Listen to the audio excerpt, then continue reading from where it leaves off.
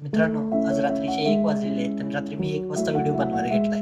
अगदी सकाळी फ्रेश होऊन अंघोळ केल्यागत असं माझा चेहरा वाटत असेल आज.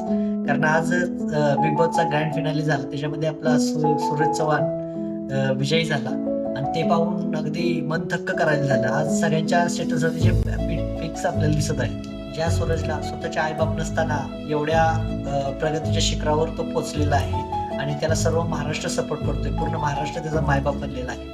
तर आपल्याला आई-बाप असून सुद्धा आपण काय करतो याचा आपण विचार केला पाहिजे. काही वर्षापूर्वी आपण त्याचे रील्सला व्हिडिओ पाहत होतो, त्यावेळी आपण त्याच्यावर हसत होतो, कमेंट करत होतो वेगवेगळ्या प्रकारच्या. पण आज त्याच सूरजचा फोटो आपण अभिमानाने आपल्या स्टेटसला ठेवतो. यासारखी यापेक्षा गर्वाची गोष्ट कोणती असणार आहे आपल्यासाठी? महाराष्ट्रातील युवा पिढीनं याचा आदर्श घेऊन नक्कीच आपल्या या आयुष्यात आपण कुठेतरी आपलं अस्तित्व निर्माण करावं याचा विचार नक्की करायला हवा. सूरज चव्हाण, तू तुझ्या जिद्दीवर हे सर्व यश मिळवलंस आणि पूर्ण महाराष्ट्राने तुला सपोर्ट केला.